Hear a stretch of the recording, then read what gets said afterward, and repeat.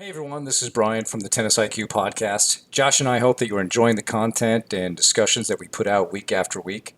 If you would like to support the podcast and help us to continue to produce quality episodes, visit our Patreon page at patreon.com/tennisiqpodcast/membership. Currently, we have two tiers of support, $3 per month and $7 per month. So again, our Patreon page is patreon.com/tennisiqpodcast/membership. Thank you so much. And now, on to the show.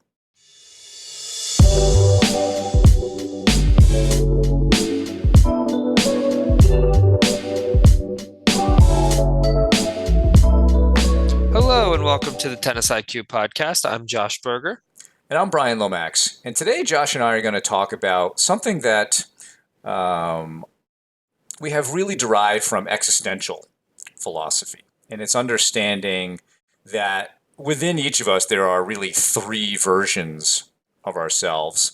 And we want to talk about each of those versions and how valuing one of them over the others may be more of a performance benefit or even an improvement benefit to players. And those three versions are who you were, who you are, and who you are becoming. So what we're going to do today is go through those three versions that really lie within each of us and discuss how they manifest themselves in the careers of tennis players. Maybe what are the benefits or issues with focusing on, each version.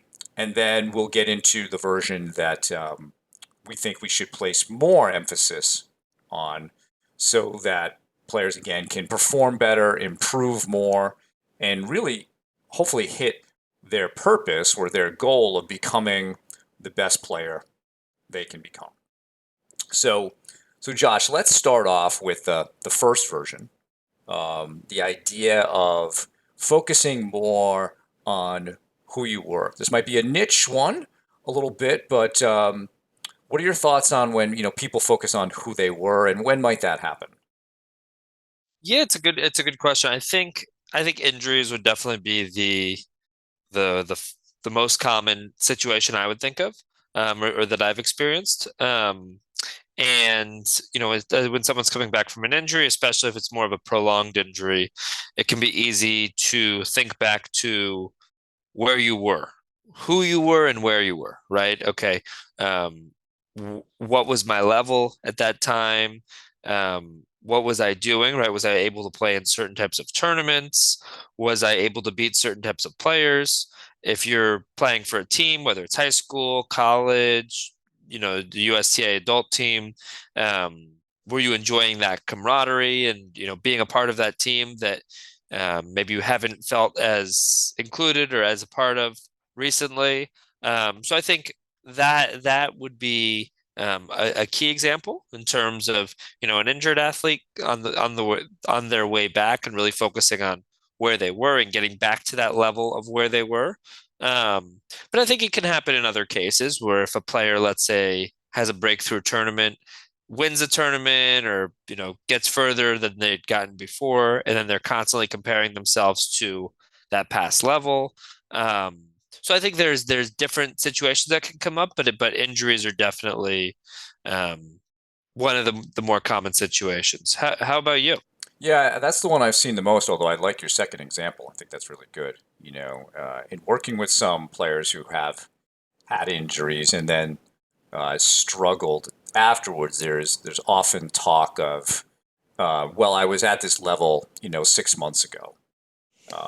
Now my rating is plummeting. So there may be even some comparison of where they are today versus where they used to be. And so, but they are putting a lot more emphasis on who they were, as if that was the ultimate.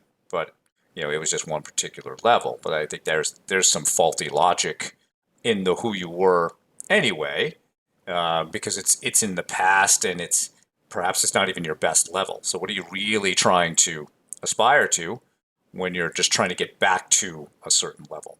But I think it's also natural, Josh, that an injured athlete, perhaps they haven't played in a while.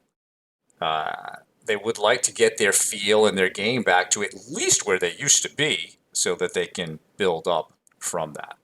But I think the issue becomes in constantly comparing, um, your current level versus where you used to be, and then what does that do to your confidence if you're not hitting it? Um, and then that can lead to all sorts of issues on the court. Um, if you're not playing well and you're constantly thinking, well, this is not my level. I used to be better than this. I used to be better than this person. These become sources of interference in your performance, and it's going to be difficult to simply let it rip and go for your shots, because you're so worried about getting back to where you were. And I like your example too. After a big win, what do we do? Are we all of a sudden that win, and that win is how we define ourselves going forward? It might be tough to live up to that win. And I think one of the challenges for every tennis player, and really taking this from something Roger Federer said the challenge for any athlete is to be able to bring it every single day. It's not about some big win in the past. It's what are you going to do today? And so I think when we think about, or if players are thinking a little bit too much about who they were, they're generally doing a comparison of who they are right now, who they were, and it's often a negative comparison. Uh, like perhaps in the past our level was a little bit better, whether that was an injury or we had, like you said, some big win. So I find that to be more of a distraction, and I don't feel like focusing on who you were actually helps you to improve or perform better in the moment. Would you agree with that? I would agree, certainly, but I think it can be hard. I think especially if a player was a certain level, like if we're talking about rankings or UTR and they achieve certain milestones in terms of those areas. And now because of that injury or because of that slump or whatever reason, that they're not reaching those same heights. It can be very easy, right? If a player, let's say in the 12 and unders, was, had a certain ranking, let's say in their section, in their USTA section, and now they're in the 14s or the 16s, and they're struggling to maintain that same sort of level, or maybe some of the players that they played with have surpassed them, or maybe are growing faster than they are. It can be tough, and it can be tough to not think back to 6 months ago or a year or two ago when the situation was different.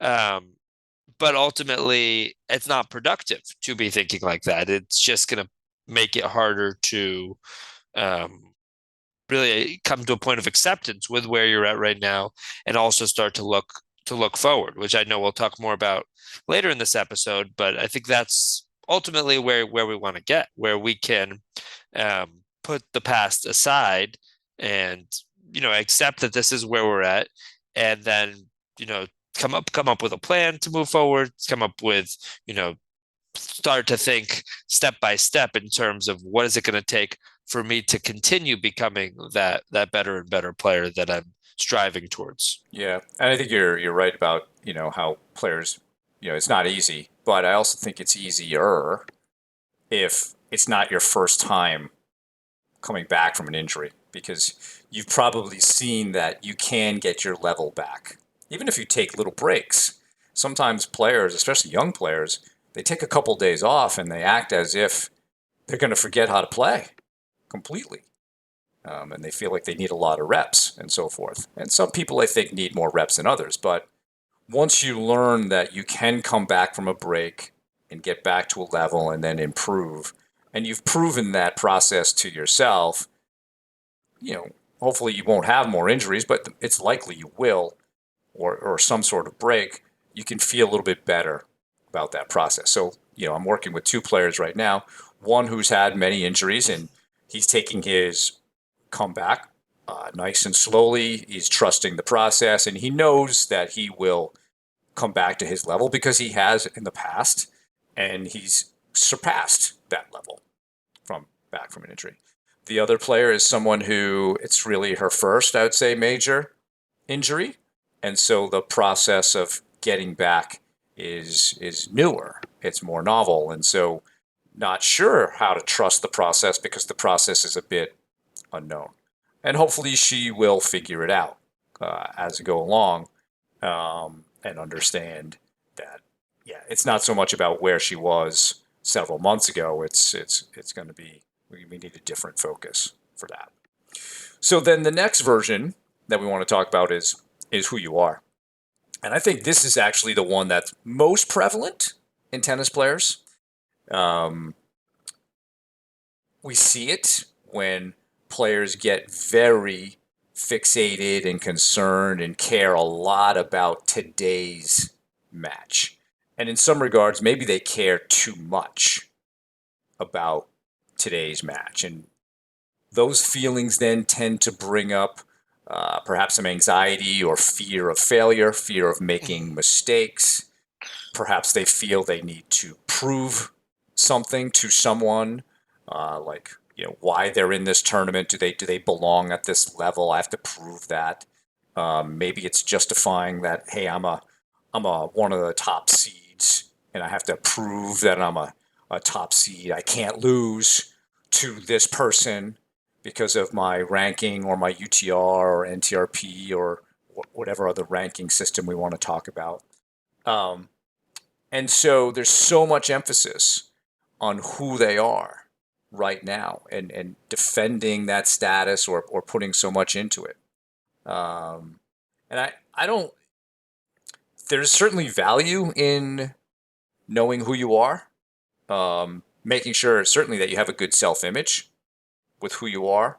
Um, but I think it also is generally in contradiction somewhat with player's purpose or goal of becoming the best player they want to become. Because all of those things I just named really become barriers to best performance. And so if you're playing a match where maybe you're holding back or you're really stressed, so you're making bad decisions, what are you really practicing in these matches? What are you really perfecting? You're perfecting a suboptimal way of playing matches. So, how much can you actually improve your game if you're not really playing your game? And so, I think there needs to be some balance here about um, you know when we're thinking about who we are. And so, I'd love to get your thoughts on this, Josh.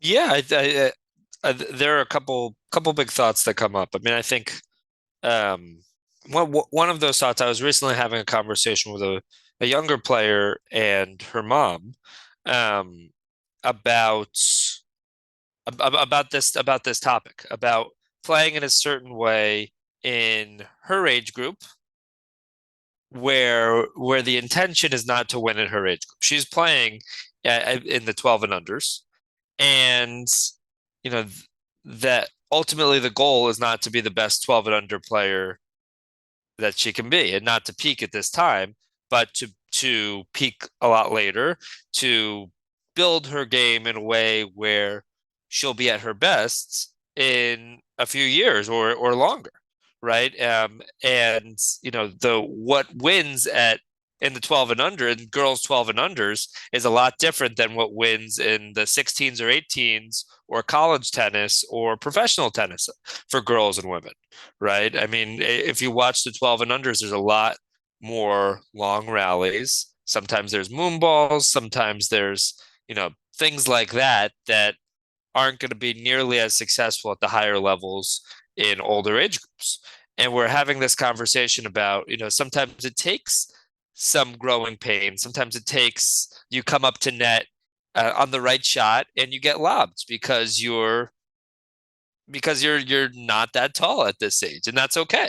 And that's going to happen. That's part of the process of learning to be aggressive and learning to hit an approach shot and come up to net, which is what you want to do, and you want to build those skills. But sometimes, you're not a fully formed, fully developed tennis player, and really you never are.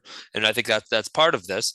But not basing your game off of just who you are right now, but really also basing it off of, what your goal is and what type of player you're trying to become and playing in a way that's going to help you get there ultimately.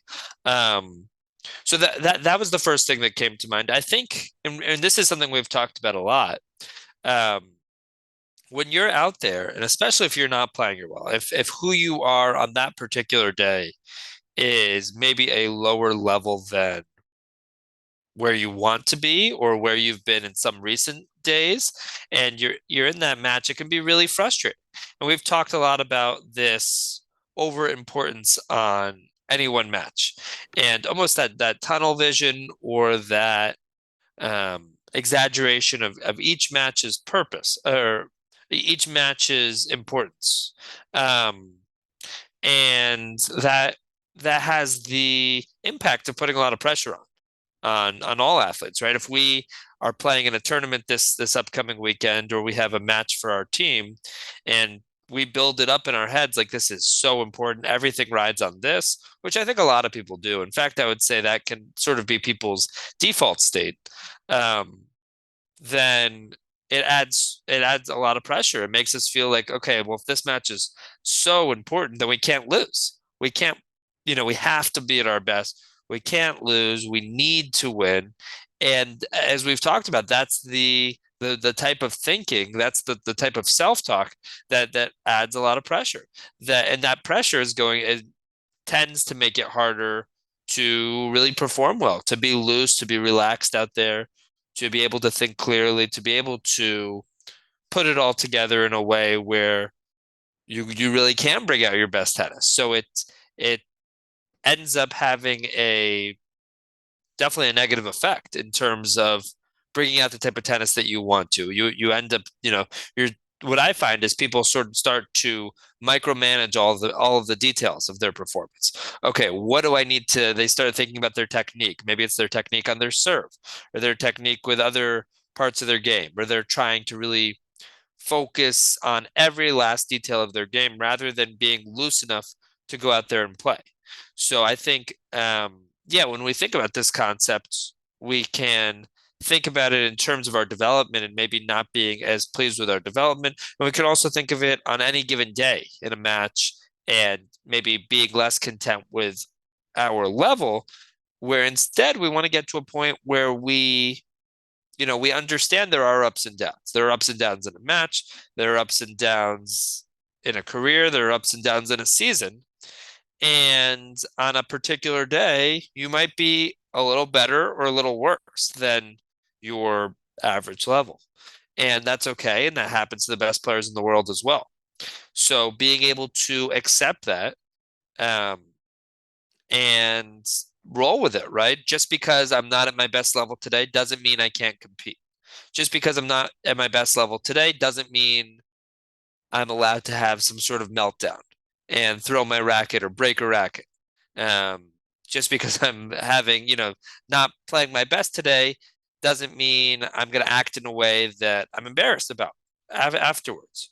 Um, so I think, accept, getting to that point of acceptance on that particular day and being able to commit to some of the key things that you're trying to work on, whether it's your compete level, whether it's your time in between points, whether it's your strategy, and trying to make sure that just because maybe you're not playing your best, you're not losing sight of the other side of the court. You're not losing sight of the opponent, because if you are, that's going to significantly hamper your chances of being successful.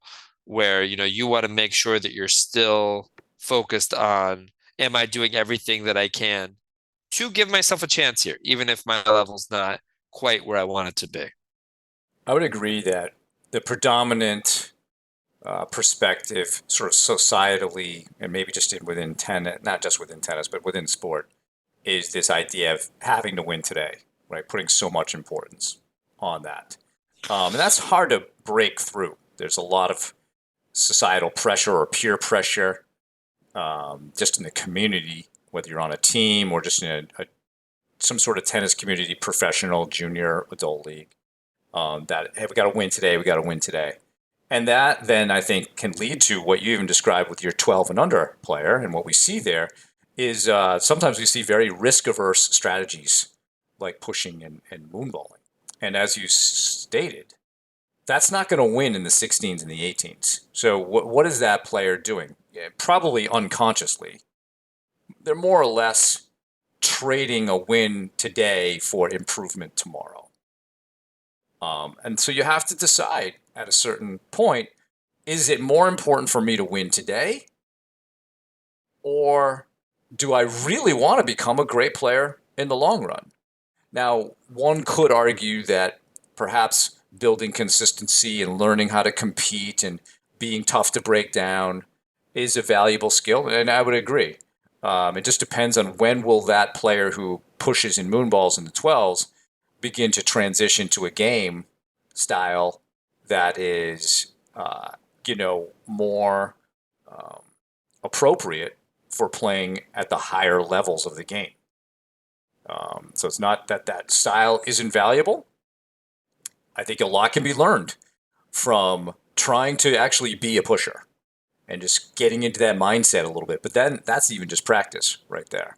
So I think this idea that we must win today can really end up limiting your performance. And I think if we look at then the career overall, and I've had some players recently, Josh, where this is happening, they're so focused on who they are. What are we seeing?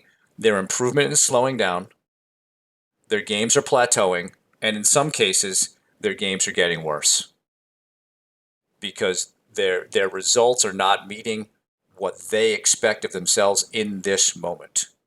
And so they continue to play a style during these matches that does not help them improve, and it doesn't even help them compete on today. So they're so focused on today, but they're getting in the way of even making today a good day. Um, and so when we talk about this being a real potential performance barrier, we have to figure out a way to to get through that. Um, and I feel like focusing more. I'll make the case now. I think for um, having players focus more on who they are becoming. And I think that this is maybe not just true in tennis. Say this is true in life. Is that we should always be aspiring to be the best version of ourselves. And we'll probably never hit that. But think of it as like some sort of ceiling, and you want to constantly be doing things that helps you close the gap. So you have this idea in your mind of like, oh, this is the player that I would love to be when I'm a certain age or a certain ability level. Then we want to be doing things that get us to close the gap between where we are today and that player. So we want to understand, hey, it's about that. It's about my potential to become a great player is on the line today. And I need to do the right things to make that happen. And pushing, moonballing, or bailing out of long rallies is not the way to do that. We get more into avoidance of losing rather than learning how to play in various situations. So I would say the benefits, Josh, and then we can maybe get into some specific things one can practice with this philosophy. But I think the benefits can be you can feel less pressure about winning today. Now, does that mean I don't want you to care about winning? No, because that's a skill in itself that we all need to practice as well, right? Having a strong desire to win no matter what the score is. But if you can look at it as I'm practicing that skill to improve it going forward, maybe that takes some pressure off. I think that this perspective also can help you play with more positive intent. And what I mean by that is the risk averse strategies of pushing and moonballing or being tight, leaving the ball short. That's not a game with positive intent. That's a game basically of avoidance. You're trying to avoid losing and avoid making mistakes, avoid making the big decisions. When you can let go of that and value who you're becoming, now you want to practice your A game. Now you want to hit balls more forcefully. Now you want to work on the quality of your ball, the spin and the power. You want to work on certain strategies. Maybe you want to work on closing sets because that's something that you've been struggling with. Well, hey, today's an opportunity to work on that. So I think you can play with more positive intent in your game. I think you can look at today's match as about learning something. If your potential is on the line every day, then you need to learn something from the experience that you can then apply to the next one. So we get better and better and ultimately hit your goal, hopefully, of becoming the best you can be. And I think when we do this, our game can flow more freely. We can let it rip. We can be more confident in our shots, or at least trust those shots more. Um, and that's what I've been trying to work on with players, especially those who are overly fixated on their current ranking, rating, or whatever, and trying to prove things and justify things and meet expectations of other people, their coaches, their parents, etc. Um, and they're putting more emphasis on that than who they're becoming.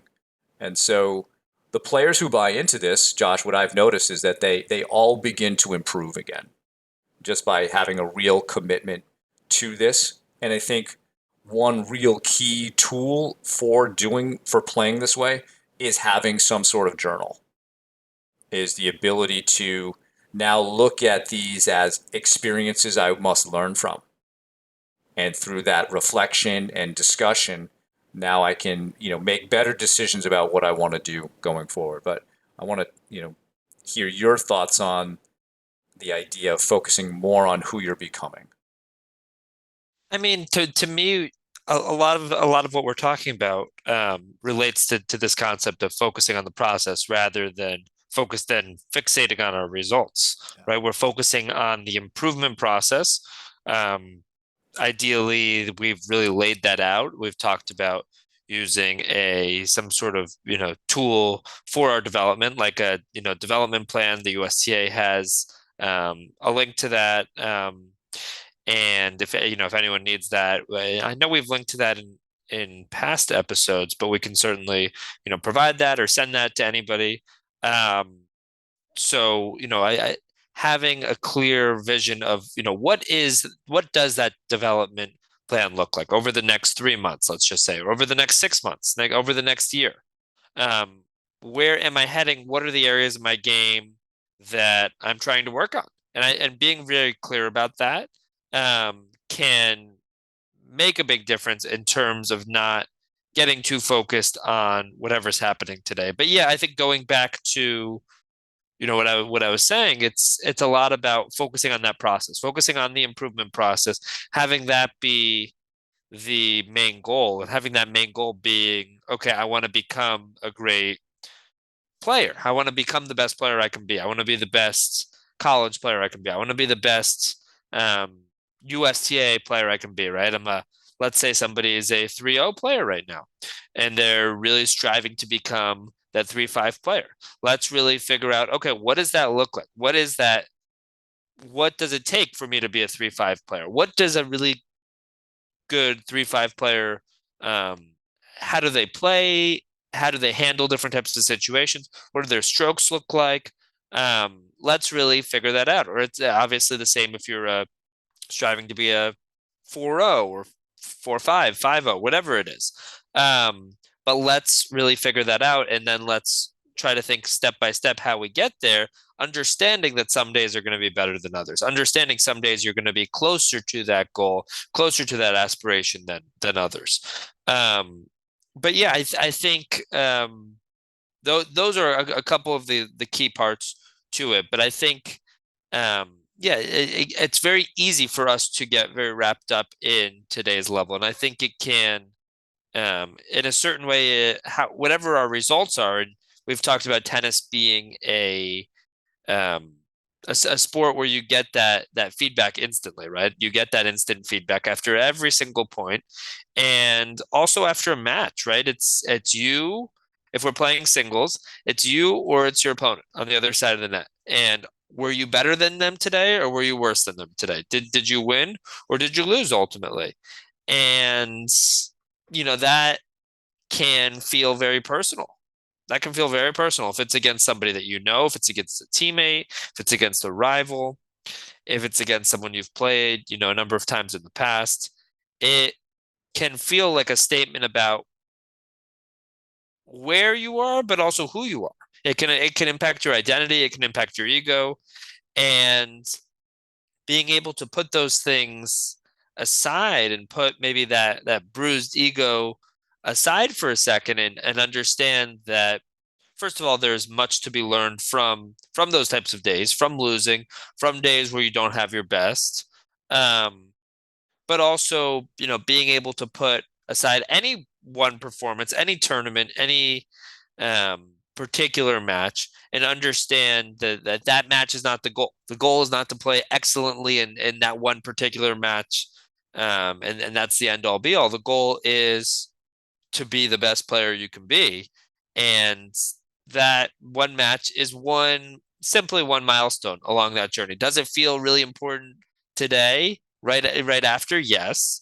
Right. I'm sure oftentimes in that car ride home, whether it's an adult player, whether it's a junior player, it's tough. It's tough to sit with those emotions, to sit with maybe that disappointment, that frustration.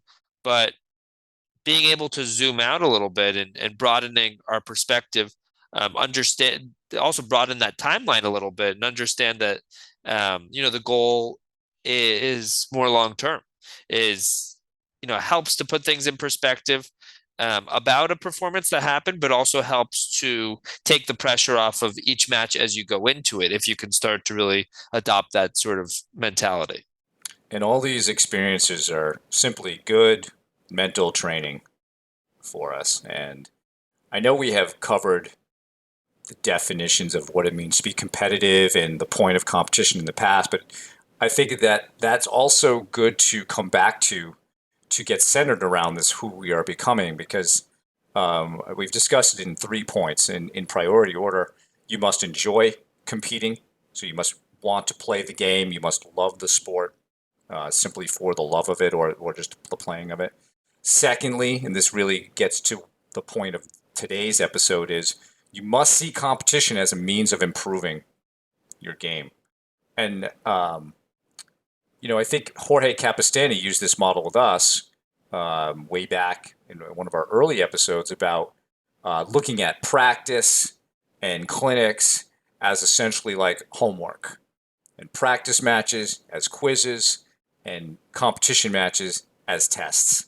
And the idea is, of course, you want to do as well as you can on the test, but the purpose of a test in school is just to test what you know up until this point.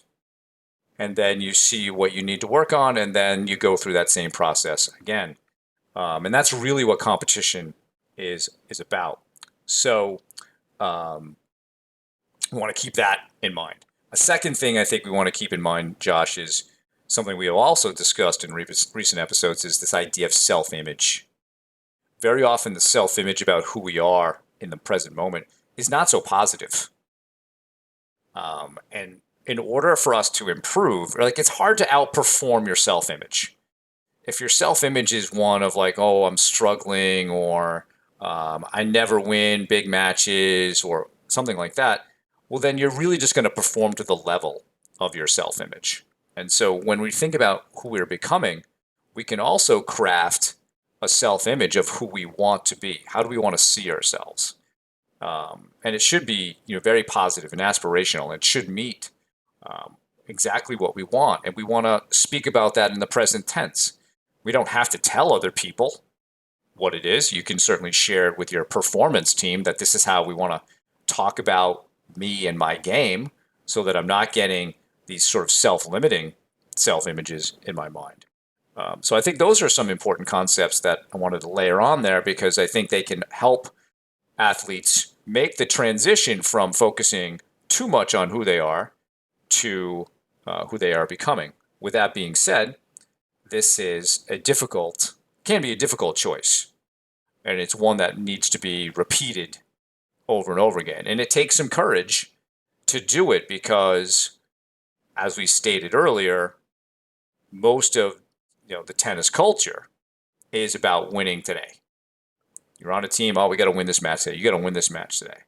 And it's all about today's result, and it can become difficult to.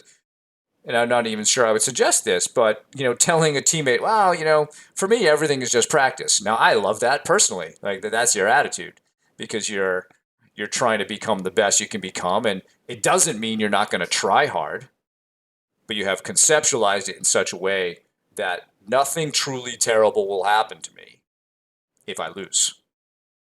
And we have to keep that in mind. Nothing truly terrible will happen. Sure, it'll be disappointing, but the sun will come up again the next day. You will be able to play again, and hopefully, if you're a true competitor, you'll say to yourself, "All right, let's get right back out there. I want to play again tomorrow." Or, I just had lost a tough match. Let's go hit a few balls. I want to feel good at the end of the day. Um, those are the signs of people who really are competitive, and I think that is a skill that, in this process of valuing who you are becoming, can also get a lot better. And I think you can allow yourself to play even more freely when you do it this way. Definitely. I think that this concept of playing freely, playing loose, playing relaxed, I mean, it's a concept that a lot of tennis players struggle with, right? It's people often talk about playing tight, playing tense, holding their breath as they're swinging or whatever, however it's phrased, but it's a very common phenomenon.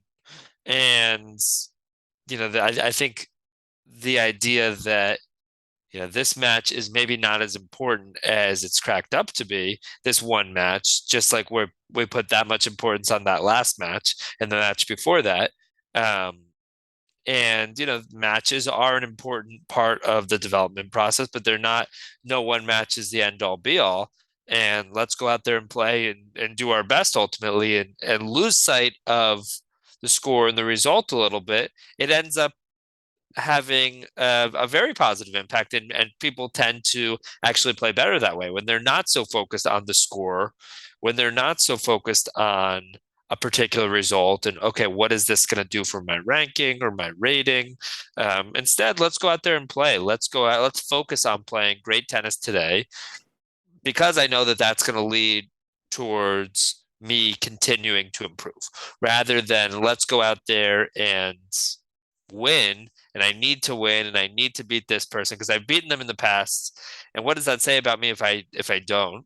If we can shift that focus towards, focusing on playing well and doing everything that you can do on that particular day, being a great competitor, being a great tactician, trying to give yourself the best chance going into each point, focusing on some of these things rather than just on the result. Um, we're focusing on how we get there. We're focusing on what gives us the best chance to have a good result today, but also long term. So if we can, shift where our attention is from today's result, from even today's performance as a whole, and think longer term, but also just think more in a more process oriented way, it it has a lot of benefits, including, number one, your performance. People's performance tends to be better. People tend to experience less pressure. People tend to enjoy being out there more too, right? I mean, most people start playing a sport because they enjoy it, because it's fun. And as you start competing more, sometimes people lose sight of that. So I think making sure that that doesn't get forgotten about as well during this process, um, because if you're so stressed about winning today, that doesn't always sound like a lot of fun. If we're more focused on, okay, we're trying to become a great player here, we're playing this tournament, we have another tournament in a couple weeks. This is what the schedule looks like. These are all those important milestones. Um, and being able to sort of take a step back for a second, and then also committing to enjoying that process, enjoying those ups and downs, enjoying the process of getting better, enjoying the hard work that comes along with it, but making sure that the fun and enjoyment is there. I think also makes it easier to continue to develop as a player. So hopefully, listeners have gotten the I guess our message here, Josh, that try to value and prioritize who you're becoming. Certainly, there can be value to focusing on who you are right now. You have to understand that in order to know where you want to go. There may be value in looking at who you were. That could be some sort of confidence build when you maybe compare who you are today versus who you were. Hopefully, there is improvement for some, maybe not, but I would say in general, most. But if we can really be working toward who we're becoming, I think there are a lot of positive benefits to performance, improvement, enjoyment, like you just said. I mean, that's a huge part of this. We should be doing it because we enjoy it. Again, that's a big part of what it means to be competitive. So, we'd love to get your thoughts on this or any feedback that you have or questions. You can email us at tennisiqpodcast@gmail.com. You can also use the Twitter hashtag tennisiq. For more on today's episode, you can check out the show notes. Additionally, please subscribe to the show on your podcast platform of choice, including YouTube, so you can be notified of new episodes. Also, check us out on Instagram. If you'd like to support the podcast, please visit our Patreon page at patreon.com/tennisiq/membership. Thanks again, and we'll talk to you soon in our next episode.